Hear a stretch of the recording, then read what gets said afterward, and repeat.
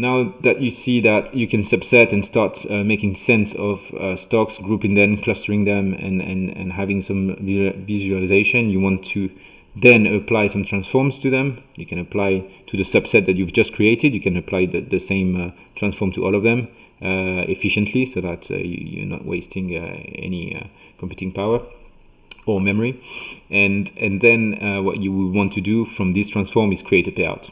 And that has proved somewhat tricky so far. Some people have well understood, but other ones are a bit more wondering what the payout should look like. So here I hope that I will alleviate some doubts about that.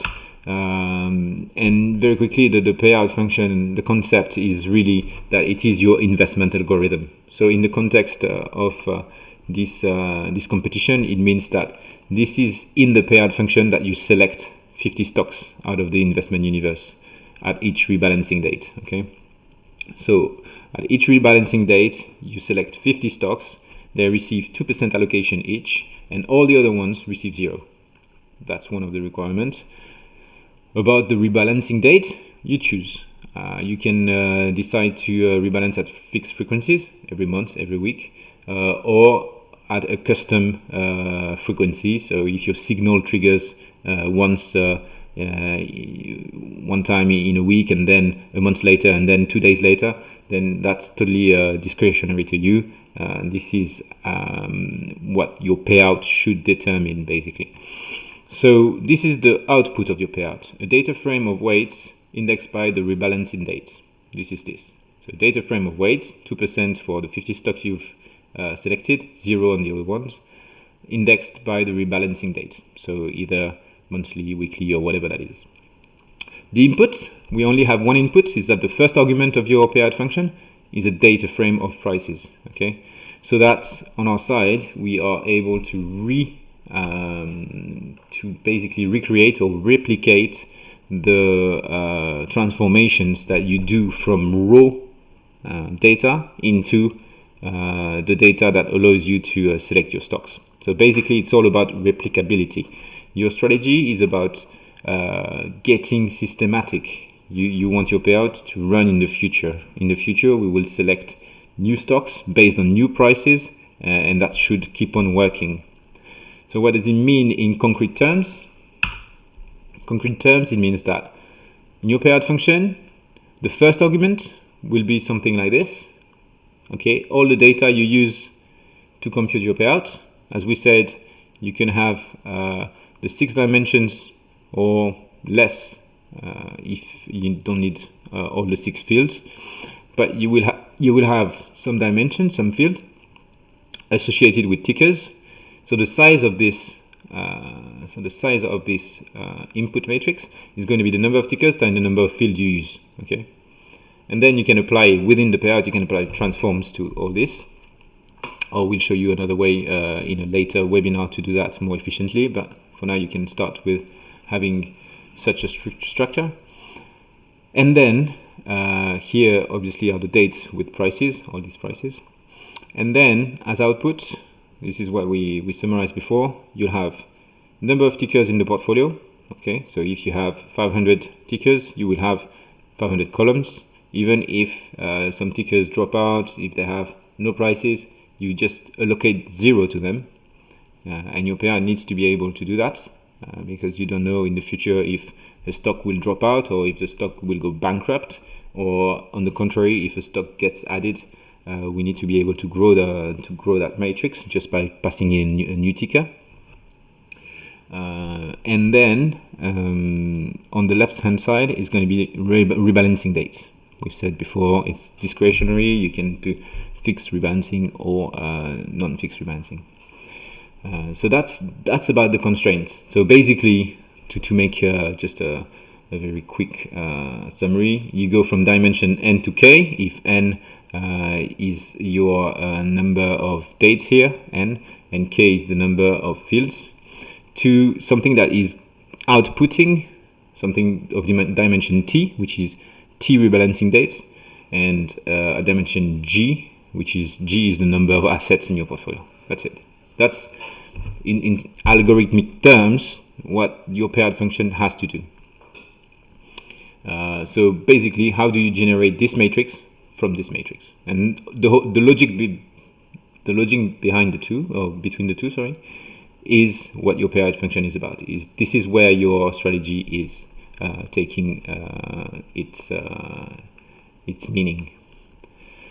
Lastly, I wanted to very quickly give you some hints about how to construct properly a payout function, because we've given you so far the equal weight example, but in an equal weight payout, some of you have correctly noticed that the only information you need is the number of tickers at a certain date. So you don't need more than one date worth of information in order to generate your payout. And you might be willing to look at something a bit more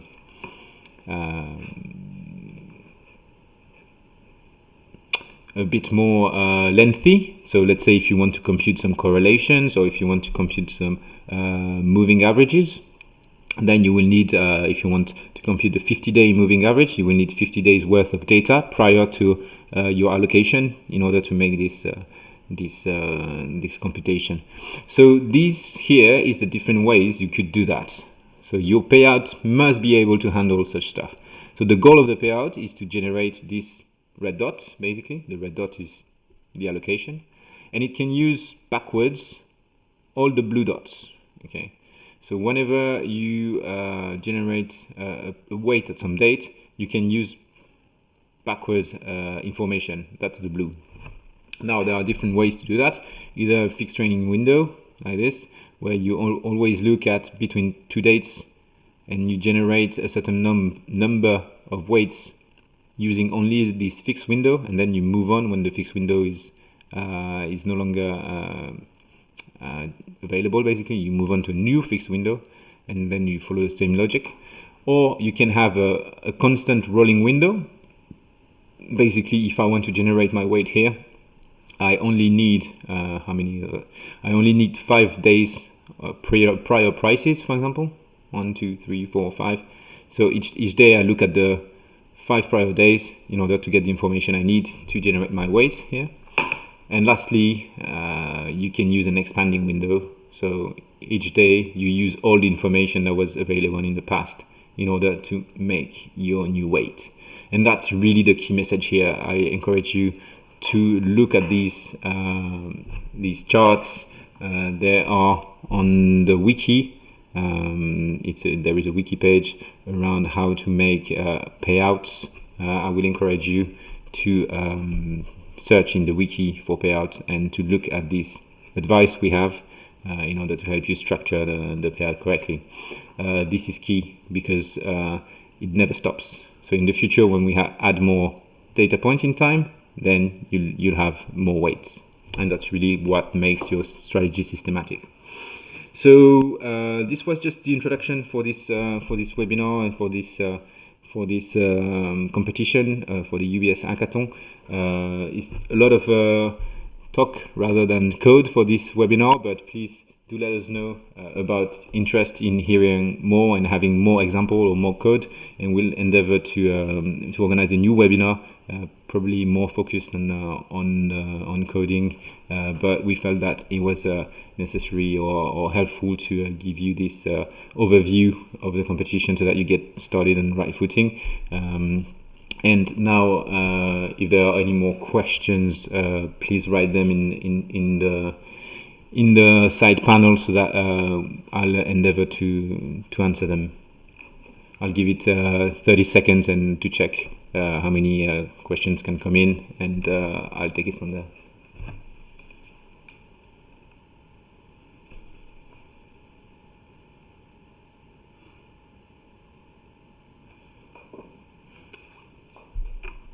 So there is a question about when a stock is dropped from the index during an investment period, can its value be converted to cash until next allocation? So that's a good question, and the rules are quite strict with respect to this, and you have to be fully invested. That means that at any point in time, your portfolio will have to have 50 stocks. Now, if the stocks drops, your payout should be able to pick out the fact that the stock has dropped from the index. And if it drops from the index, then it's no longer eligible to be in your portfolio. So there should be something in your payout that basically checks this. And then that's one of the reasons why you would have to rebalance. It's because a stock dropped out from the index. So the answer is yes, you need to replace that stock.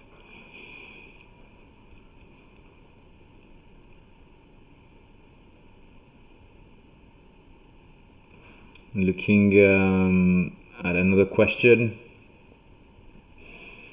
Is machine learning algorithm necessary? Can I just use regressions on my core strategy? Well, yeah, you can use regressions, and then what you can do is add some regularization to it if you want, and that's going to qualify for being a machine learning algorithm. Start with as a general rule, and I think I've noted it before here in my presentation, in my advice here. It's always good to start from a small model, but when I say small model, it doesn't mean only in terms of data, but it also means in terms of simplicity. Start with a simple model, so don't restrict yourself into thinking, oh, I need to do a very fancy advanced machine learning model or deep learning with 50 layers to do something that works. No. You start with simple. Start with simple. Make it work. Make it go through. Check the results, and then you can start improving it. You can start working at the margin, fine-tuning it, adding complexity. But if you start with a large and very ambitious model, there is a high chance that it's never gonna reach the point where it's working, and that you can basically fine tune it. So the logical steps to reach that point is really to start simple. Start with a small model, a very simple machine learning algorithm or very simple regression algorithm, and then from there you can try and add more complexity. By the way, you can have regressions that are computed by gradient descent, and that would qualify as being a machine learning algorithm, because the machine is learning the parameters of the regression. So don't feel that you cannot use a regression. It is perfectly valid.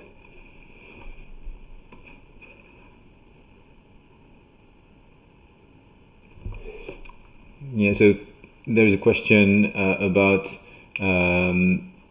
shall we consider the first day of each calendar year for index inclusion, and the answer is no. You should consider the actual dates at which stocks were in the index. So please disregard this information. That's no longer valid. It's null and void. And you need to use the composition of the S&P as is given by the ticker function that we've seen.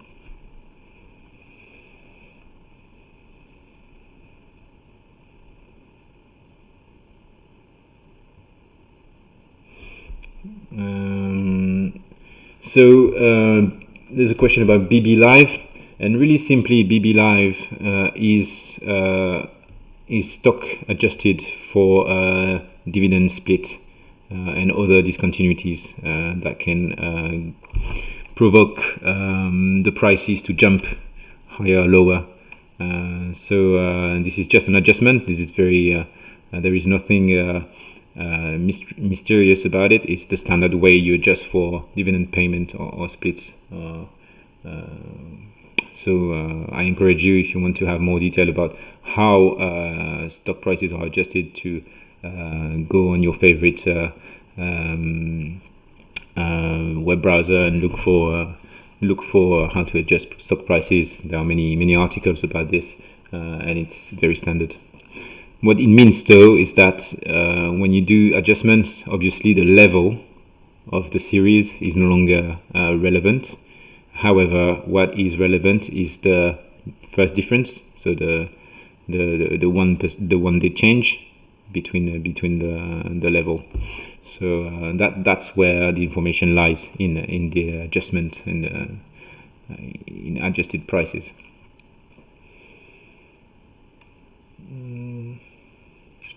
How can you access statistic calculated by port backtest?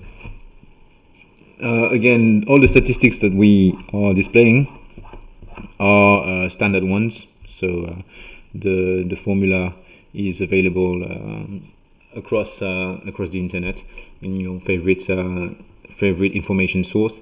However, as I said before, you have the QLib, which is listing all the functions that we use. And if you can use the function, it means that it's in the QLib and that you can look at the source code. So I encourage you to go and check the source code.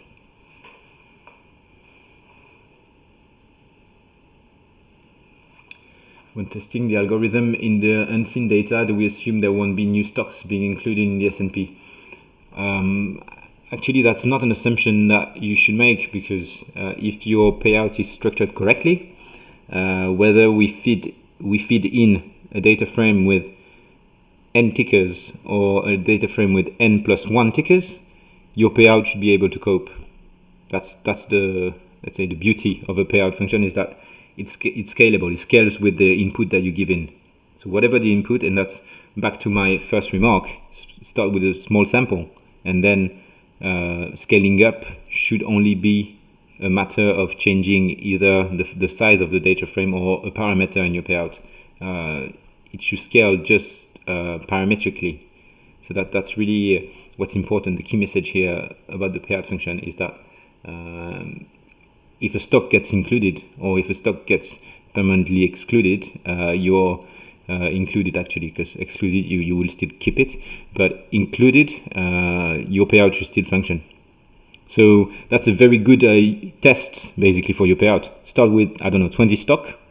See if your payout runs, if you can get the back test, if you can see if your strategy runs, and then you add in a few stocks. So you go from 20 to 25 stocks, and you run exactly the same code.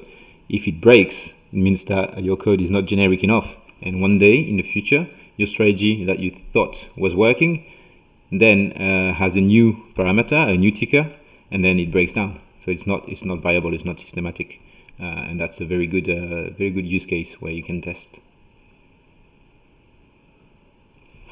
For the interest of time, I think I'm going to close it here. It's been now an hour and 15 minutes. Please do show us your interest on the forum to follow up with your questions. Please give us some feedback. Also, if you want more webinars and what topics you want us to cover, and we'll endeavor to organize that for you. Again, thanks everyone for participating, and happy coding.